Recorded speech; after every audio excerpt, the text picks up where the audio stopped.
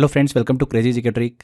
दोस्तों, साइंस की 700 important questions की सीरीज़ को आगे बढ़ाते हैं और आज के इस लेक्चर में हम सेकंड टॉपिक डिस्कस करने वाले हैं, जो कि है केमिस्ट्री का पीरियोडिक टेबल। बहुत सारे क्वेश्चन यहाँ से देखने को मिलते हैं हमको। आज मैं आपको जो क्वेश्चंस कराऊंगा उसकी डिटेलिंग भी बहुत इंपॉर्टेंट है। एग्जाम में इस टॉपिक से ज़रूर आपको क्वेश्चन देखने को मिलेंगे।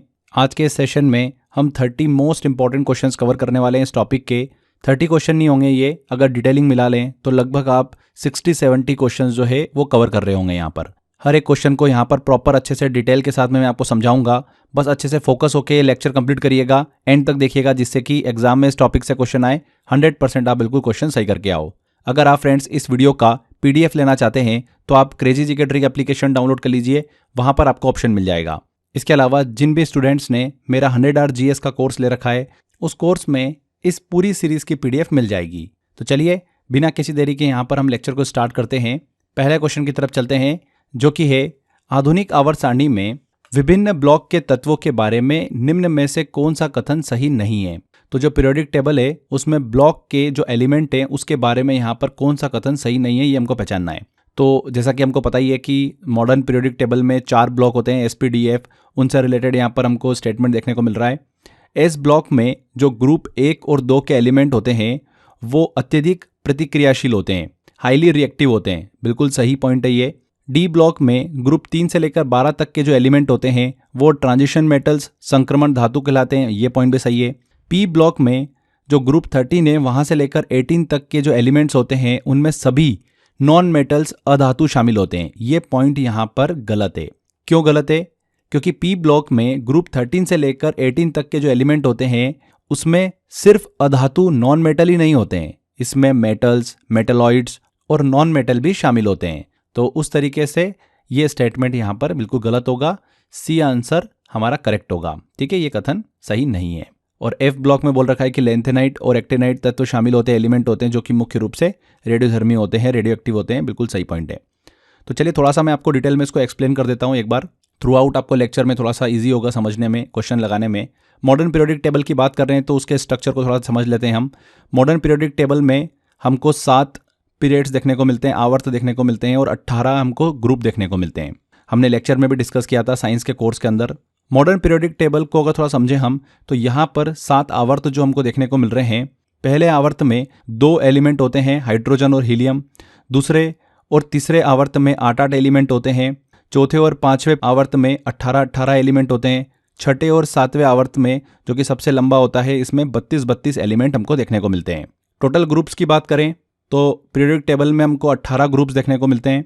ग्रुप 1 में हमको अल्कली मेटल्स देखने को मिलती है, जैसे कि लिथियम, सोडियम, ये सभी। ग्रुप 2 में हमको अल्कलाइन अर्थ मेटल्स देखने को मिलती है, क्षारीय पृथ्वी धातुएं, जैसे कि मैग्नीशियम, कैल्शियम, ये सभी हमको मेटल्स देखने को मिलती है। ग्रुप 3 से लेकर ग्रुप 12 तक के जो भी एलिमेंट होते हैं वो हमको देखने को मिलते हैं ट्रांजिशन मेटल्स के रूप में, जैसे कि आयरन, कॉपर, सिल्वर, ये सभी। ग्रुप 13 से लेकर 16 में हमको मिश्रित एलिमेंट देखने को मिलते हैं, मिक्स्ड एलिमेंट, जिसमें मेटल्स भी होती है, मेटलॉइड्स भी होते हैं, उपधातुएं, अधातुएं, नॉन मेटल्स, ये सभी शामिल होती है।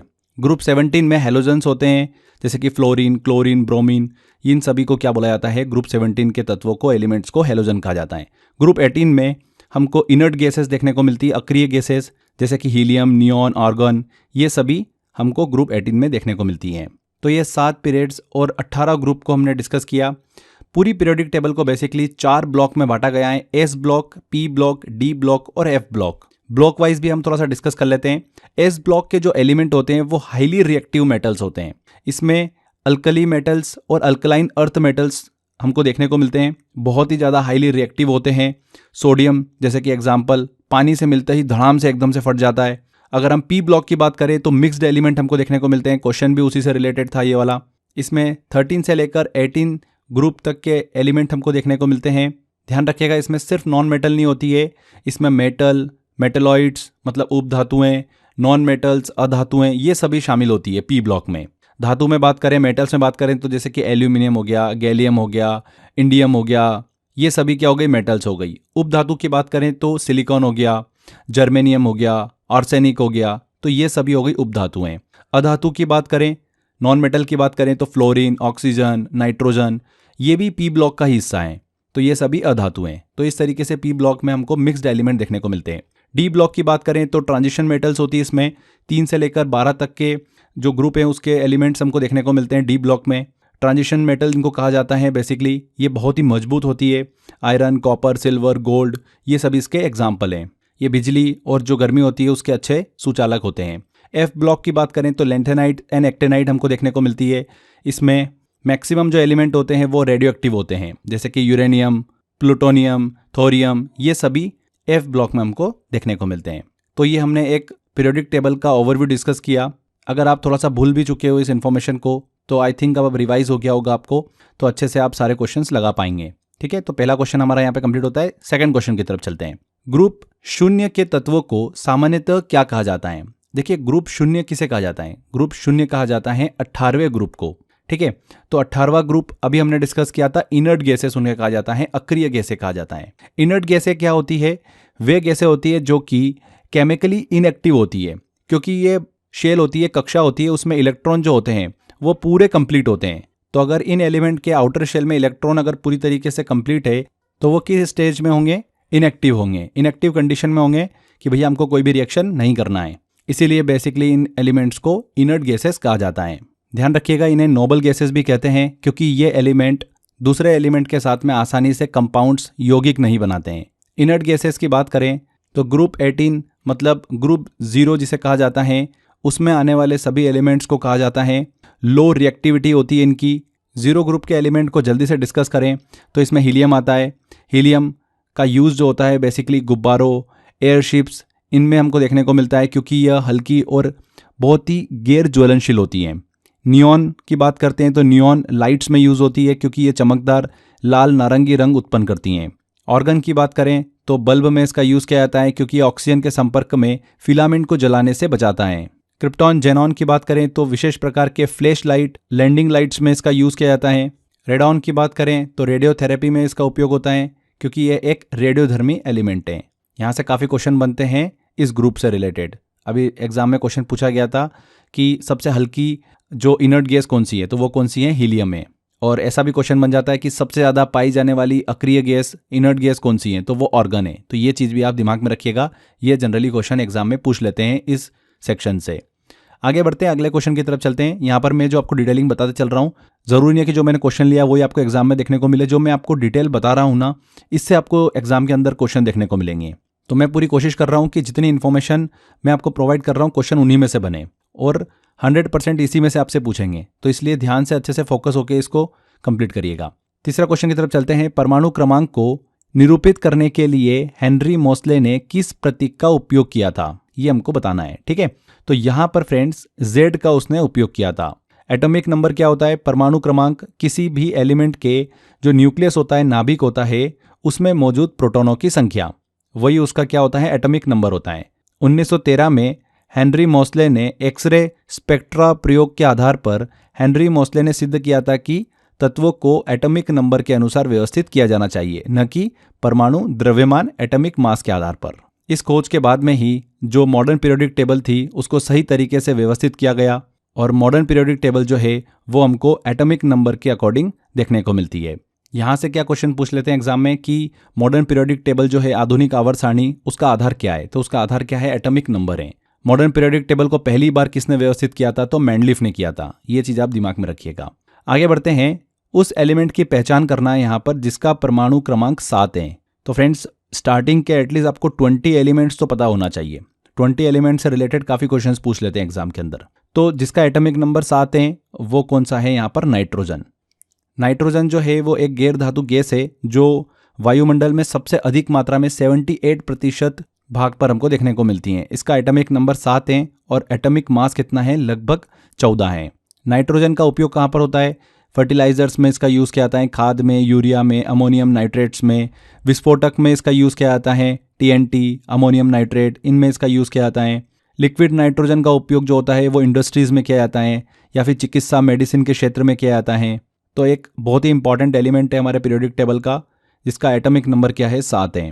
नाइट्रोजन से रिलेटेड काफ़ी क्वेश्चन बनते हैं एग्जाम के अंदर, जैसे कि वायुमंडल में सबसे अधिक मात्रा में पाया जाने वाला जो एलिमेंट या फिर गैस जो है वो कौन सा है?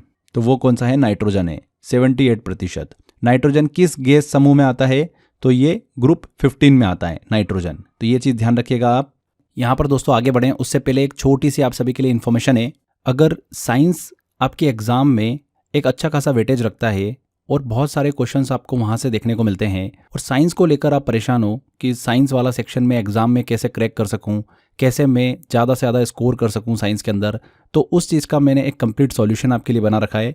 साइंस का आप मेरा स्पेशल कोर्स ले सकते हैं, विज्ञान का समाधान, जिसमें मैंने to the point exam oriented आपको पढ़ाया हुआ है। 30 इंपॉर्टेंट टॉपिक्स मैंने आपको पढ़ाए हैं फिजिक्स, केमिस्ट्री एंड बायो के, जहाँ से एग्जाम के अंदर हमको सबसे ज़्यादा क्वेश्चंस देखने को मिलते हैं। 20 आवर का प्रीमियम कंटेंट मैंने आपको इस कोर्स के अंदर प्रोवाइड किया है। एग्जाम से पहले जल्दी से आप रिवीजन कर सकते हैं एंड वो इन्फॉर्मेशन कवर कर सकते हैं जो लगातार एग्जाम में पूछी जाती है। 1000+ इंपॉर्टेंट MCQ भी मैंने आपको दिए हैं टेस्ट के फॉर्म में, जिससे आप प्रैक्टिस कर सकते हैं क्वेश्चंस की। ये वो क्वेश्चंस हैं जो लास्ट ईयर एग्जाम के अंदर किसी न किसी एग्जाम के अंदर पूछे गए हैं। साइंस ऐसा सब्जेक्ट है, थोड़ा सा डिफिकल्ट भी होता है बच्चों के लिए, बायो स्पेशली बहुत प्रॉब्लम करता है, बट जिस तरीके से मैंने आपको पढ़ाया, इमेजिनेशन के थ्रू मैंने आपको चीज़ें बताई है, कॉन्सेप्ट से, ट्रिक से, बहुत ईजी हो जाएगा आपके लिए साइंस को क्रैक करना। मात्र 199 रुपये में आप इस कोर्स को एनरोल कर सकते हैं, जिसमें आपको वीडियो लेक्चर मिल जाते हैं, क्लास नोट्स मिल जाते हैं क्विक रिवीजन के लिए एंड प्रैक्टिस के लिए मॉक टेस्ट भी मिल जाते हैं। अगर आप साइंस की बुक लेने भी मार्केट में जाएंगे तो आपको तकरीबन 200-300 रुपये की बुक पड़ेगी। उतना सारा कंटेंट है, किस तरीके से उस कंटेंट को पढ़ना, कैसे उसको याद रखना, किस तरीके से फिल्टर करना कि एग्जाम ओरिएंटेड कौन सा कंटेंट है, तो इन सब प्रॉब्लम का सॉल्यूशन ही आपको मैंने इस कोर्स के अंदर प्रोवाइड किया है। हिंदी एंड इंग्लिश मिक्स में मैंने आपको पढ़ाया हुआ है। यहाँ पर एक और इम्पॉर्टेंट चीज़, 700 इंपॉर्टेंट क्वेश्चन की जो सीरीज हम कंप्लीट कर रहे हैं, इसकी डिटेल PDF भी आपको इसी कोर्स में अवेलेबल हो जाएगी। अलग से आपको परचेस करने की जरूरत नहीं पड़ेगी अगर आप इस कोर्स को एनरोल करते हैं तो जो भी स्टूडेंट इस कोर्स को लेना चाहते हैं, विज्ञान का समाधान, आप description box and comment box में लिंक दे रखा है, वहां पर क्लिक कर आप इस कोर्स को एनरोल कर सकते हैं। इसके अलावा friends, crazy GK trick application download करेंगे, वहां पर फाउंडेशन कोर्स में कोर्स बाय अक्षय सर में आपको साइंस का कोर्स ज्वाइन करने का ऑप्शन मिल जाएगा। यहाँ पर फ्रेंड्स, अगर आपको लगता है कि पूरी GS आपको मुझसे पढ़ना है तो पूरी GS भी आप कंप्लीट कर सकते हैं। 100 आवर GS का मेरा कोर्स है, आप वो एनरोल कर सकते हैं। वहाँ पर ये साइंस वाला कोर्स भी आपको मिल जाएगा एंड जितने अदर सब्जेक्ट है, polity, history, science, economics, art and culture, geography, सभी सब्जेक्ट्स आपको 100 आवर GS के अंदर मैंने पढ़ा रखा है। आप उस कोर्स को भी ले सकते हैं, इसका ऑप्शन भी एप्लीकेशन में आपको मिल जाएगा। तो एक छोटी सी इन्फॉर्मेशन थी उन सभी स्टूडेंट्स के लिए जिनको साइंस या GS को लेकर काफ़ी प्रॉब्लम फेस करना पड़ती है, तो आपके लिए ये ऑप्शन अवेलेबल है। बहुत बच्चों ने कोर्स ले रखा है और काफ़ी ज़्यादा बेनिफिट भी हो रहा है। अगर आपको लगता है तो आप एनरोल कर सकते हैं। चलिए वापस आते हैं हमारे लेक्चर पर। नेक्स्ट क्वेश्चन की तरफ चलते हैं हम। निम्नलिखित धातुओं में से आवर्त सारणी में उनके स्थान के आधार पर असंगत मेटल धातु का चयन हमको यहाँ पर करना है। तो बेसिकली करना ये है कि इनमें से कौन जो है वो थोड़ा सा अलग है। लिथियम, सोडियम, पोटेशियम, मैग्नीशियम को दे रखे हैं 4 ऑप्शन। तो जैसा कि हम देख पा रहे हैं यहाँ पर कि मैग्नीशियम जो है बाकी तीनों से अलग है। मैग्नीशियम क्यों अलग है? देखिए, लिथियम, सोडियम, पोटेशियम ये जो होती है ये सभी क्या है, अल्कली मेटल्स हैं, मतलब क्षारीय धातु है और ग्रुप 1 में आते हैं ये सभी। मैग्नीशियम जो है ये अल्कलाइन अर्थ मेटल है, क्षारीय पृथ्वी धातु है, मतलब ग्रुप 2 में आती है ये, इसलिए बाकी से अलग है, असंगत है। ठीक है, जो भी क्षारीय धातु होती है, अल्कली मेटल्स होती है, ये बहुत ही ज़्यादा प्रतिक्रियाशील होती है, हाईली रिएक्टिव होती है, जबकि जो क्षारीय पृथ्वी धातुएं होती है, अल्कलाइन अर्थ मेटल होती है, ये अपेक्षाकृत कम प्रतिक्रियाशील होती है, उतनी ज़्यादा रिएक्टिव नहीं होती है। ठीक है, मैग्नीशियम की बात करें तो मैग्नीशियम का यूज़ कहाँ पर होता है? फोटोग्राफी फ्लैश में इसका यूज़ किया जाता है। हड्डियों और शरीर के लिए आवश्यक एक बहुत ही इंपॉर्टेंट मिनरल के रूप में इसका यूज़ होता है। एरोस्पेस और ऑटोमोबाइल उद्योग में, इंडस्ट्री में इसका यूज़ होता है। तो बहुत ही काफ़ी इंपॉर्टेंट एलिमेंट है ये हमारे पीरियोडिक टेबल का मैग्नीशियम। एक अल्कलाइन अर्थ मेटल है, ग्रुप 2 में आती है। इससे रिलेटेड काफ़ी क्वेश्चन बनते हैं यहाँ पर, देखिए इस सेक्शन से। जैसे कि सबसे हल्की धातु आपसे एग्जाम में पूछ लेंगे तो वो कौन सी है? लिथियम है। सबसे हल्की धातु कौन सी है? लिथियम है। यहाँ से एक क्वेश्चन और बनता है कि कौन सा ऐसा एलिमेंट है जो कि पानी के संपर्क में आने पर आंख पकड़ लेता है, तो वो कौन सा है? सोडियम है। ये भी एग्जाम के अंदर पूछा जाता है। चलिए आगे बढ़ते हैं यहाँ पर फ्रेंड्स, अगले क्वेश्चन की तरफ चलते हैं। P ब्लॉक के एलिमेंट के बारे में दिए गए सही या फिर गलत कथनों की पहचान करना है हमको। तो कथन 1 और कथन 2 दे रखे हैं, A और B। चलिए इनको देखते हैं हम। बिल्कुल इंपॉर्टेंट क्वेश्चन है, अभी रिसेंटली एग्जाम में क्वेश्चन पूछा हुआ था ये। P ब्लॉक एलिमेंट में अंतिम इलेक्ट्रॉन बाह्यतम P कक्षक में प्रवेश करता है। ये पहला स्टेटमेंट है। दूसरा स्टेटमेंट देखते हैं। अधातुएं और उपधातुएं जो होती है, नॉन मेटल्स एंड मेटलॉइड्स, केवल आवर्त सारणी के P ब्लॉक में मौजूद होती हैं। तो यहाँ पर दोनों कथन जो है, दोनों स्टेटमेंट जो है यहाँ पर बिल्कुल सही है। कथन ए और कथन बी जो है दोनों सही है, तो ए आंसर बिल्कुल सही होगा। पी ब्लॉक के जो एलिमेंट्स होते हैं उनकी अंतिम इलेक्ट्रॉन जो होता है वो बाहरी पी कक्षक पी ऑर्बिटल में प्रवेश करता है, और नॉन मेटल्स एंड मेटलॉइड्स केवल पी ब्लॉक में ही पाई जाती हैं। काफ़ी बार यहाँ से क्वेश्चन हमको देखने को मिलता है। इस सेक्शन से और भी क्वेश्चन बनते हैं, जैसे कि पी ब्लॉक का सबसे अधिक प्रतिक्रियाशील अधातु कौन सी है, ऐसा पूछ लेंगे। तो वो कौन सी है हाईली रिएक्टिव, तो वो है फ्लोरीन। ये चीज़ ध्यान रखिएगा। पी ब्लॉक का सबसे भारी एलिमेंट पूछ लेंगे, वो क्या है, ऑर्गेनेसन। तो ये चीज़ भी आप दिमाग में रखते चलिएगा। आगे बढ़ते हैं, अगले क्वेश्चन की तरफ चलते हैं। इनमें से कौन सा एलिमेंट तत्व एक्टिनाइड श्रेणी का सदस्य है? तो क्लियर समझ में आ रहा है हमको। थोरियम। थोरियम जो है एक एक्टिनाइड एलिमेंट है जिसका एटॉमिक नंबर कितना होता है, 90 होता है। एक्टिनाइड एलिमेंट वो होते हैं जिनकी एटॉमिक नंबर जो होता है, परमाणु संख्या जो होती है वो 89 से 103 के बीच में होती है। ये सभी रेडियोधर्मी रेडियो एक्टिव होते हैं। अगर हम थोरियम के यूज़ की बात करें तो न्यूक्लियर रिएक्टर जो होते हैं उसमें फ्यूल के रूप में इसका यूज़ किया जाता है। इस एक्टिनाइड श्रेणी से भी काफ़ी एग्जाम के अंदर क्वेश्चन पूछते हैं। क्या पूछते हैं, जैसे कि सबसे स्टेबल एक्टिनाइड कौन सा है, तो वो कौन सा है, थोरियम ही है सबसे स्टेबल। और सबसे भारी अगर एक्टिनाइड पूछ ले तो वो कौन सा है, लॉरेंसियम है, जिसका एटॉमिक नंबर कितना होता है, 103 होता है। ये बहुत ही इंपॉर्टेंट है। दोनों पॉइंट जो मैंने आपको बताए हैं, ये जो मैं आपको बताते चल रहा हूँ हर एक सेक्शन से, ये रिसेंटली एग्जाम के अंदर क्वेश्चन पूछे हुए वही हैं। मैं कोशिश ये कर रहा हूँ कि जैसे एक्टिनाइड आपको मैं समझा रहा हूँ, तो एक्टिनाइड से रिलेटेड क्या क्वेश्चन पूछ रहा है एग्जाम के अंदर, वो मैं आपको बताते चल रहा हूँ, जिससे कि एग्जाम में आपको यही क्वेश्चंस देखने को मिले। आगे बढ़ते हैं, अगले क्वेश्चन की तरफ चलते हैं। जो पीरियोडिक टेबल है उसके ग्रुप 18 का कौन सा रासायनिक तत्व, कौन सा केमिकल एलिमेंट जो है वो मृदा मतलब मिट्टी और चट्टानों में यूरियम के प्राकृतिक रेडियोधर्मी क्षय से उत्पन्न होता है? बहुत ही अच्छा क्वेश्चन है।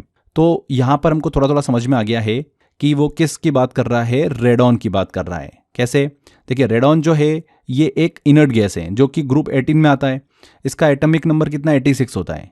इस ग्रुप में ये एक अपने को देखने को मिलता है रेडियो एक्टिव एलिमेंट। प्राकृतिक रूप से, नेचुरल रूप से यूरेनियम और थोरियम के रेडियो एक्टिव डीके से उत्पन्न होता है, रेडियोधर्मी क्षय से उत्पन्न होता है। रेडॉन एक भारी, बोल सकते हैं कि रंगहीन, गंधहीन और अत्यधिक रेडियोधर्मी गैस है। इसका उपयोग कहाँ पर होता है, रेडियोथेरेपी में इसका उपयोग होता है, कैंसर के इलाज में इसका यूज़ होता है रेडॉन का। मेन इंपॉर्टेंट सोर्स की बात करें तो मिट्टी, चट्टानों और पानी से निकलती है ये गैस। इस सेक्शन से क्या एग्जाम में और क्वेश्चन बन जाते हैं, जैसे कि रेडॉन गैस का सबसे बड़ा खतरा क्या है? तो रेडॉन गैस का सबसे बड़ा खतरा, ध्यान रखिएगा, फेफड़ों के जो लंग्स होते हैं उसके कैंसर का कारण बनना। लंग कैंसर का कारण बन सकती है रेडॉन गैस। ओके, आवर्त सारणी में ऐसा क्वेश्चन भी पूछ लेते हैं कि सबसे भारी अक्रिय गैस कौन सी है, सबसे भारी इनर्ट गैस कौन सी है, तो वो कौन सी है, ऑर्गेनेसन है, जिसका एटॉमिक नंबर 118 होता है। ठीक है, चलिए आगे बढ़ते हैं, अगले क्वेश्चन की तरफ चलते हैं। पीरियोडिक टेबल के ग्रुप 1 की कौन सी नरम धातु हवा के संपर्क में आने के कुछ सेकंड में धूमिल हो जाती हैं? तो ऐसी कौन सी सॉफ्ट मेटल है, सोडियम। सोडियम एक हाईली रिएक्टिव धातु होती है, मेटल होती है, जो कि ग्रुप 1 में हमको देखने को मिलती है। ये इतनी नरम होती है कि इसे चाकू से आसानी से काटा जा सकता है। हवा के संपर्क में आते ही ये ऑक्सीजन और नमी से रिएक्ट करके सोडियम ऑक्साइड बना लेती है, जिससे इसकी सतह जो होती है वो पूरी तरीके से धूमिल हो जाती है। इसे केरोसिन के तेल में डुबोकर रखा जाता है, ऐसे खुले में नहीं रखा जाता है, ताकि ये हवा के संपर्क में ना आ पाए और रिएक्शन ना कर सके। इससे रिलेटेड एग्जाम में काफ़ी क्वेश्चन बनते हैं सोडियम से रिलेटेड।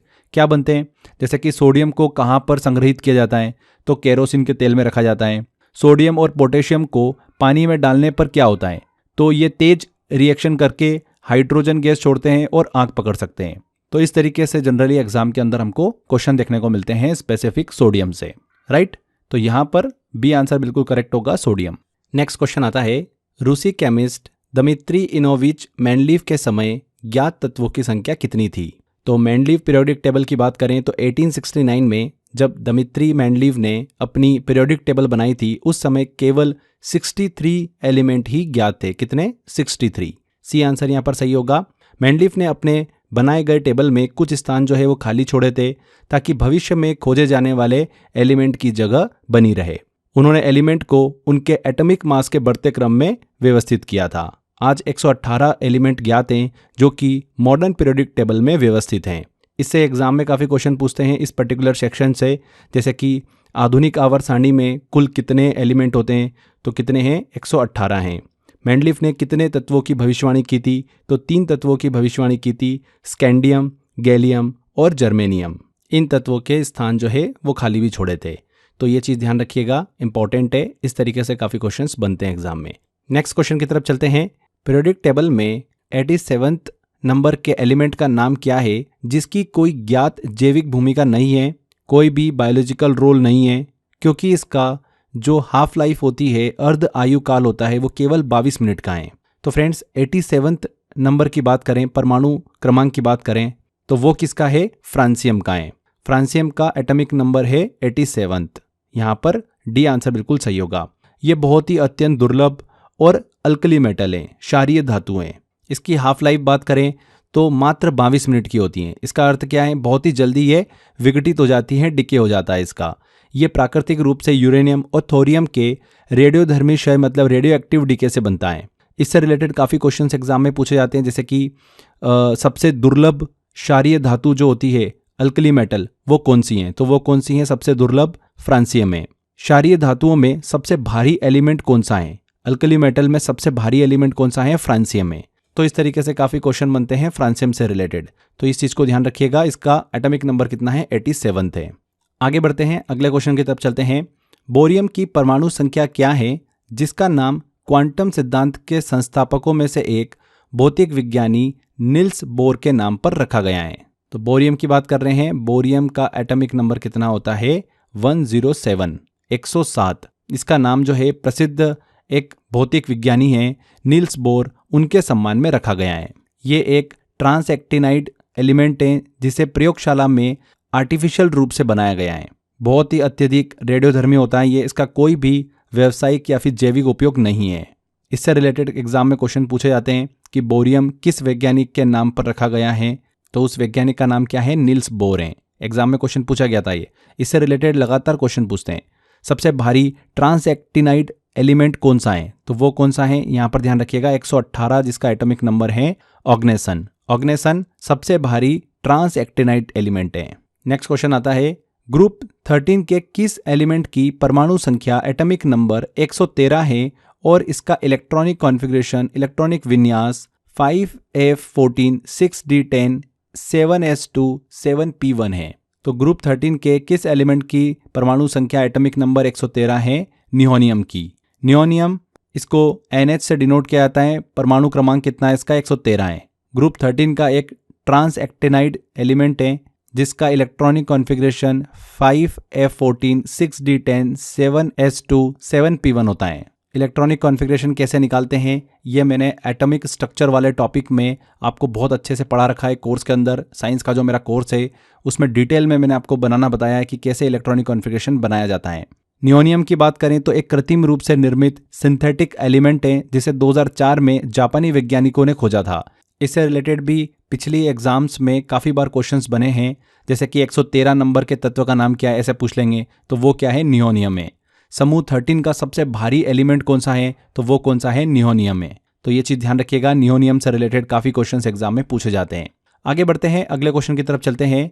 एक तत्व X की परमाणु संख्या क्या होगी जो आवर्त मतलब पीरियड 2 और ग्रुप 17 में उपस्थित है?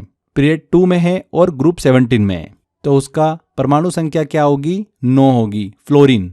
फ्लोरीन हमको पता ही है। ग्रुप 17 को हम क्या बोलते हैं? हैलोजन बोलते हैं, हैलोजन समूह बोलते हैं, जिसमें फ्लोरीन, क्लोरीन, ब्रोमीन, आयोडीन ये एलिमेंट देखने को मिलते हैं। फ्लोरीन की बात करेंगे तो फ्लोरीन जो है पीरियड 2 और ग्रुप 17 में हमको देखने को मिलता है, जिसका एटॉमिक नंबर कितना है? 9 है। और यहाँ पर 9 दे रखा है ऑप्शन में, तो डी आंसर बिल्कुल करेक्ट होगा। 8 हो नहीं सकता, 7 हो नहीं सकता, 10 हो नहीं सकता, सिर्फ 9 ही ऑप्शन बिल्कुल सही होगा।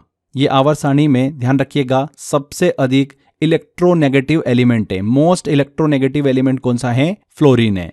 फ्लोरीन से रिलेटेड काफ़ी क्वेश्चंस एग्जाम में बनते हैं, जैसे कि सबसे अधिक इलेक्ट्रोनेगेटिव एलिमेंट कौन सा है? तो वो कौन सा है? फ्लोरीन है। हैलोजन समूह का सबसे हल्का एलिमेंट कौन सा है? तो वो कौन सा है? फ्लोरीन है।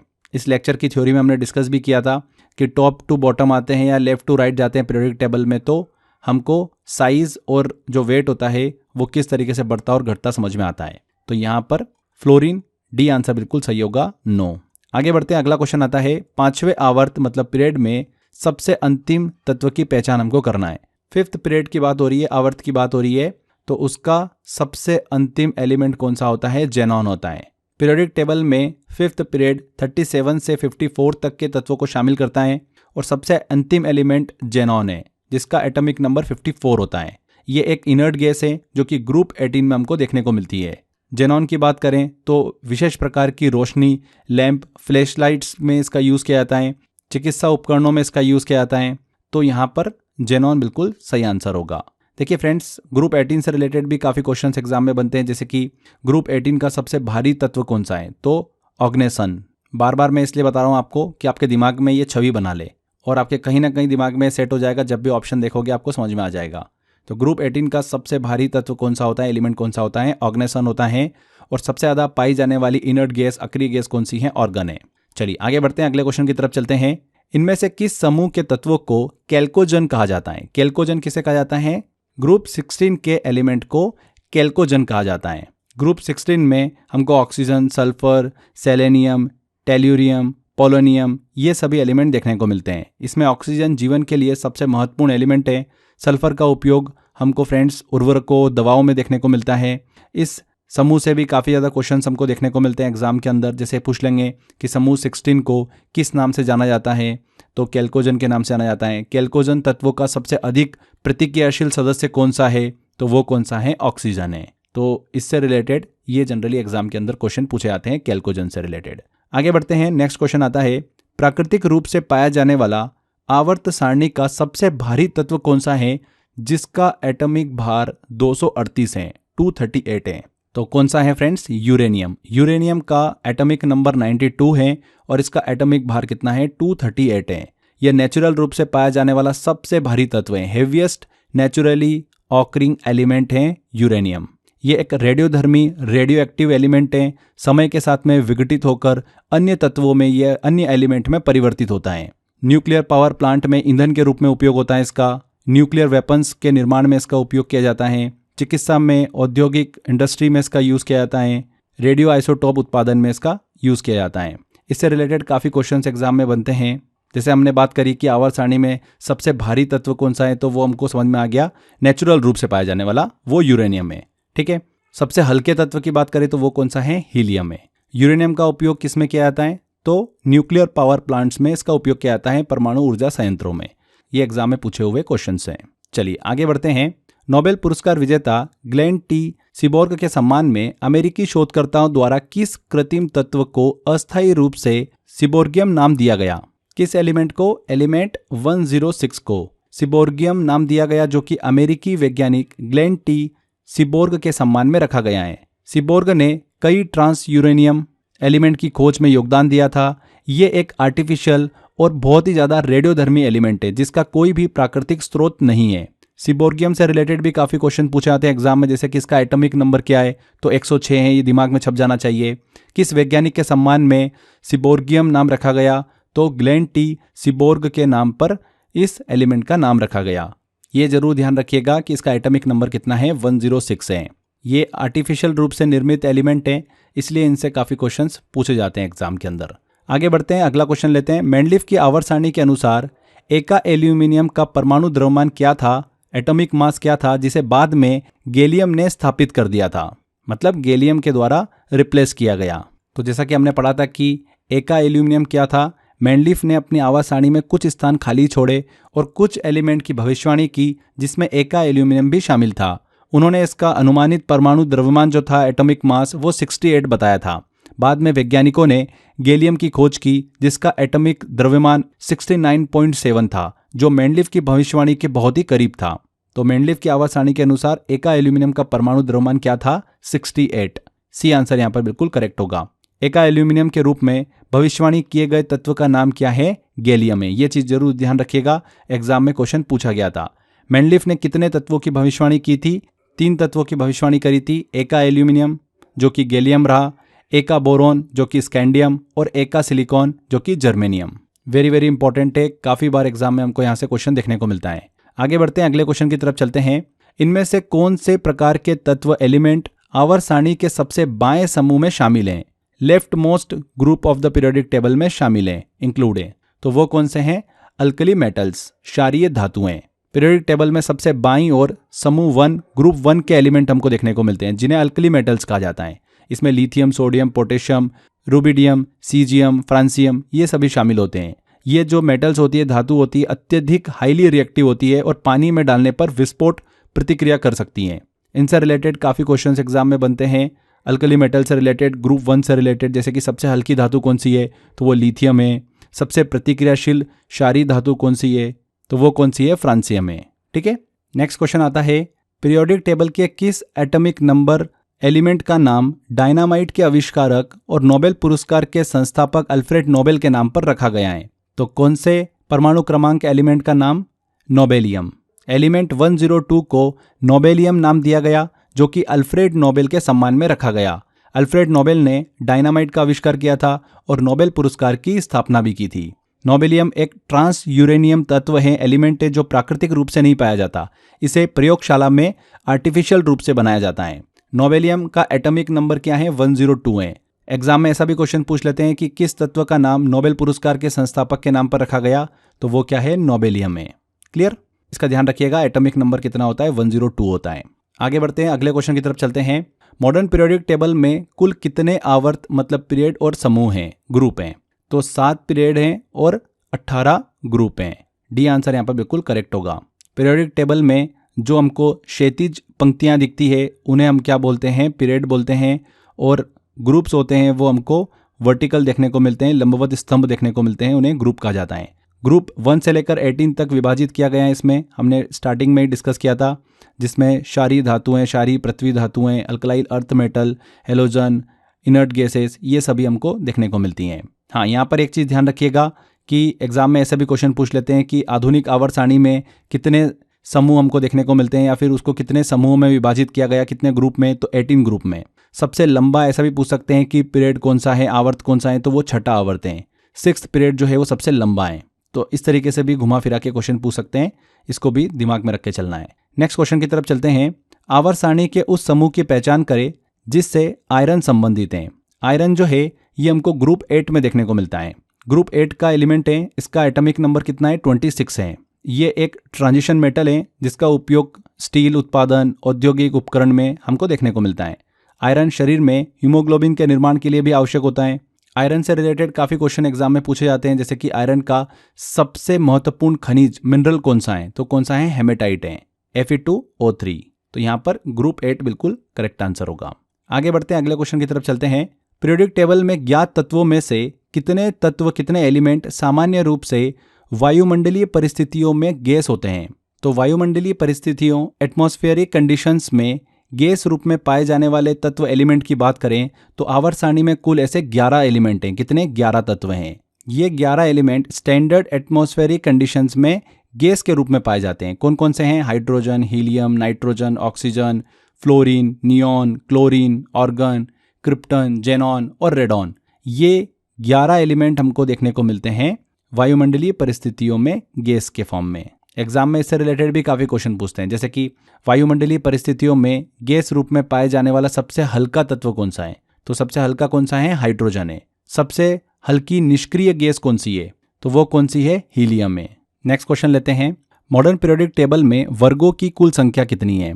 टोटल नंबर ऑफ ग्रुप्स कितने हैं मॉडर्न पीरियोडिक टेबल में? 18 है। अगर कभी एग्जाम में ऐसा क्वेश्चन पूछे कि कौन सा ऐसा ग्रुप है, समूह है जिसमें सभी गैसें होती है, तो वो कौन सा है? 18 नंबर का ग्रुप, जिसे इनर्ट गैसेस, नोबल गैसेस भी हम कहते हैं। इनमें से किस एक पर आधुनिक आवर्त सारणी आधारित है? तो एटॉमिक नंबर पर आधुनिक आवर्त सारणी जो है वो आधारित है। B answer. जो मॉडर्न पीरियोडिक टेबल है उसको परमाणु संख्या एटॉमिक नंबर के आधार पर व्यवस्थित किया गया है।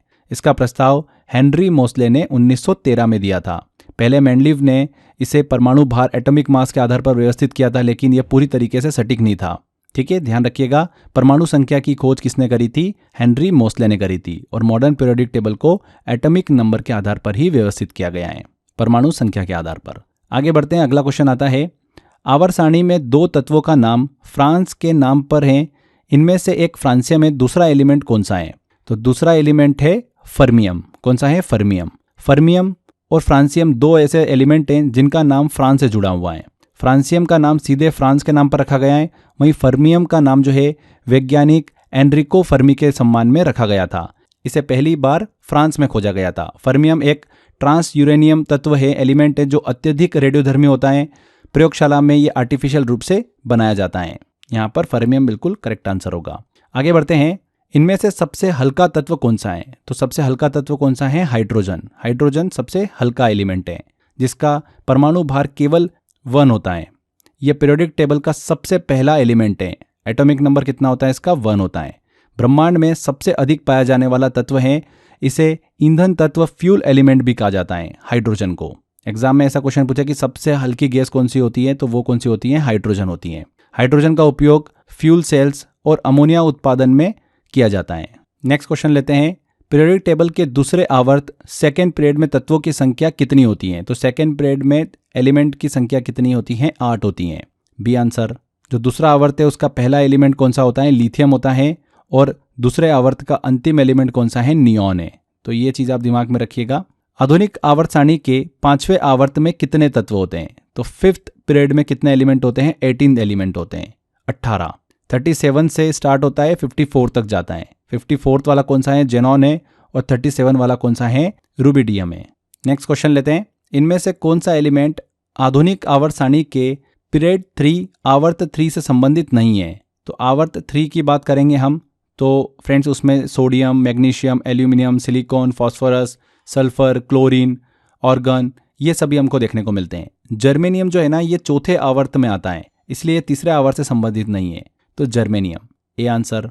यहाँ पर ध्यान रखिएगा, तीसरे आवर्त का तीसरे पीरियड का सबसे पहला एलिमेंट कौन सा है? सोडियम है। और अंतिम एलिमेंट जो है वो कौन सा है? ऑर्गन है। नेक्स्ट क्वेश्चन लेते हैं।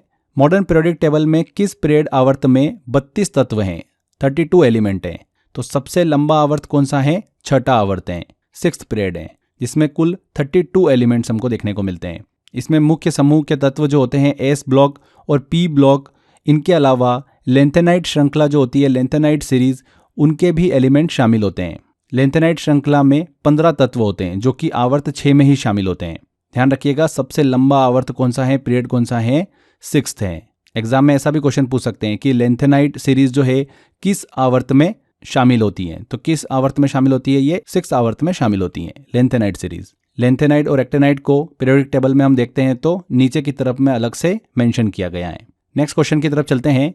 एलिमेंट के वर्गीकरण, क्लासिफिकेशन से संबंधित जो अष्टक नियम है, लॉ ऑफ ऑक्टेव्स, का प्रतिपादन किसने किया? तो अष्टक नियम का प्रतिपादन किसने किया था? न्यूलैंड्स ने किया था। किसने? न्यूलैंड्स ने। C answer. ये जो नियम था न्यूलैंड का, ये केवल हल्के तत्व लाइट एलिमेंट्स तक ही सीमित था। भारी तत्व हेवी एलिमेंट्स के लिए ये असफल रहा, न्यूलैंड का अष्टक नियम। तो यहाँ पर फ्रेंड्स ये हमने पीरियोडिक टेबल से संबंधित सभी इंपॉर्टेंट क्वेश्चंस कवर करें। जितनी इन्फॉर्मेशन मैंने आपको बताई है, इन्हीं से बार बार एग्जाम के अंदर क्वेश्चंस हमको देखने को मिल रहे हैं। आई होप आपने लेक्चर को ध्यान से देखा होगा और सारे क्वेश्चन बड़ी आसानी से आपने भी सॉल्व कर लिए होंगे। देखिए, क्वेश्चंस लगाने का एक बहुत ही इंपॉर्टेंट पार्ट ये होता है कि आपने अच्छे से थ्योरी सेक्शन को कवर किया हो। तो थ्योरी सेक्शन अगर आपने अच्छे से नहीं पढ़ा होगा, कॉन्सेप्ट्स अगर आपके अच्छे से क्लियर नहीं होंगे तो क्वेश्चंस नहीं बनेंगे। तो मैंने साइंस का कोर्स फ्रेंड्स इसीलिए अच्छे से डिज़ाइन किया आप सभी के लिए। लगभग 30+ इंपॉर्टेंट टॉपिक मैंने उसके अंदर आपको कवर कराए हैं। वो टॉपिक मैंने आपको पढ़ाए हैं जो लगातार एग्जाम के अंदर क्वेश्चंस हमको वहाँ से देखने को मिलते हैं। तो जिन भी स्टूडेंट्स को साइंस को अच्छे से कंप्लीट करना है, आप चाहते हैं कि साइंस से मेरा 100% नंबर 100% स्कोर में कर पाऊँ, तो आप मेरा साइंस का कोर्स ले सकते हैं, विज्ञान का समाधान। उसमें मैंने आपको बहुत अच्छे से समझाया है, कॉन्सेप्ट से, इमेजिनेशन के थ्रू, हर एक छोटी छोटी चीज़ों को हमने अच्छे से कवर किया है। टू द पॉइंट वही चीज़ें डिस्कस करिए, एग्जाम ओरिएंटेड कंटेंट पढ़ाए जो एग्जाम के अंदर लगातार पूछा जा रहा है। 1000 क्वेश्चन भी आपको मैंने उस कोर्स के अंदर प्रोवाइड करें टॉपिक वाइज, जिससे कि आप बार बार उन क्वेश्चंस की प्रैक्टिस कर सकें जो एग्जाम में पूछे जा रहे हैं। तो अगर आप वो कोर्स लेना चाहते हैं तो मात्र 199 रुपये में कोर्स अवेलेबल है। डिस्क्रिप्शन बॉक्स और कमेंट बॉक्स में लिंक दे रखा है, वहाँ पर क्लिक कर आप एनरोल कर सकते हैं। इसके अलावा friends, crazy GK trick application download कर लीजिए। वहाँ पर फाउंडेशन कोर्स में कोर्स बाय अक्षय सर में आपको ज्वाइन करने का ऑप्शन मिल जाएगा। अगर आपको लगता है कि पूरा जीएस आप मुझसे पढ़ना चाहते हैं तो उसके लिए 100 आवर जीएस का भी मेरा कोर्स अवेलेबल है, जहाँ पर मैंने आपको 7 से 8 सब्जेक्ट पूरे अच्छे से पढ़ाए हैं। तो पूरा जीएस पढ़ना चाहते हैं तो 100 आवर जीएस का कोर्स भी आप ले सकते हैं, वो भी ऑप्शन आपको वहीं पर दिया गया है। तो आज के सेशन में फ्रेंड्स इतना ही था। आई होप आपको वीडियो अच्छा लगा है, मेहनत अच्छी लगी है तो वीडियो को लाइक ज़रूर कर दीजिएगा, ज़्यादा से ज़्यादा शेयर करिएगा एंड कमेंट करके ज़रूर बताइएगा कि वीडियो कैसा लगा। अगर आपने अभी तक चैनल को सब्सक्राइब नहीं करा है तो सब्सक्राइब भी कर लीजिए। मिलते हैं फ्रेंड्स अगले वीडियो में। Till then bye bye.